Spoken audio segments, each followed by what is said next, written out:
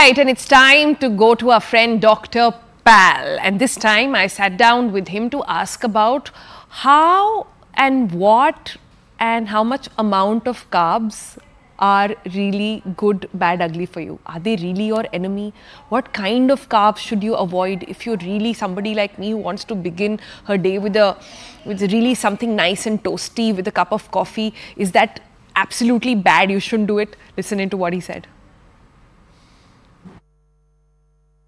So we have Dr. Pal with us here in the studio. So Dr. Pal, next question that is really on everybody's mind is this big, massive, yummy, delicious and cravish, I don't even know if that's a word, but a really craving thing called carbs. I want to talk about carbs, okay? Everybody loves to hate them but cannot do without them. We go on holidays abroad and we have to have those things. They never seem to be getting fat, but we seem to be downloading it in some other way. So just decode carbs for us. How much of it is good? And then we'll move on to if there are some alternatives. The way you're saying it, I could see the excitement in your face. It's breakfast time. I'm thinking of croissants and I'm thinking of some nice like sort of focaccia bread and like doing all of that. So right. So the excitement comes because we are thinking carbs as bad. And we are thinking carbs as, only processed food and processed sugars. So that's where the problem is. Carbs are not bad at all. We have been relying on carbs for multiple years together. It is just what kind of carbs that we are taking. There are two kinds of carbs, simple carbs and complex carbs. The croissant, the ice cream, the gulab jamun, halwa, all these are simple carbs. That gives you instant gratification, and that's why your bacteria in your small intestine and large intestine makes you crave for it. The other good carbs is complex carbs, where your body needs that to build your cells for your metabolism and everything, and also to make you healthy. So labeling carbs as bad is the biggest problem over here. The second thing is we need to understand what are simple carbs and what are complex carbs, so we can include complex carbs in our diet more.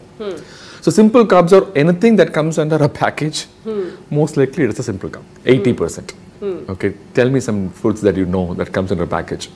Everything comes in a packet. I stay in Delhi NCR. NCR? Yeah, so everything that we buy comes out of a packet or comes from a grocery store. Yeah. So like biscuits, chocolates, cereals, and anything, ice cream, sweets. All this are made of simple sugars. Okay. So what happens is you eat it, you go into your small intestine. And all the sugars are absorbed in the small intestine. It doesn't matter whether you need it or not. It will be stored as fat, thinking that you will need those carbs sometime later. The problem is that situation will never happen because food is everywhere. In my channel, when I put a video on intermittent fasting, Swiggy ad is coming in between. So there is no problem of... It's interesting you say that food is everywhere. So the fact that an Indian diet is so carb heavy, because at one point in time our country did not have this abundance, right? And that could be the reason why our diet on the whole conventionally at home is also very carb heavy. There is a roti with ghee on it, there's rice with also ghee on it, there are lots of, there is aloo that is used a lot, potatoes are used a lot in North Indian meals at least, I'm sure in South India as well. So how does one formulate meal at home then? So in North Indian meal that you're saying, so in general, Indian meals are considered as less protein. Okay, protein content is very low. What we should do is we should identify what are all the simple sugars and take it out, include complex carbs, and then increase the protein. We're all good.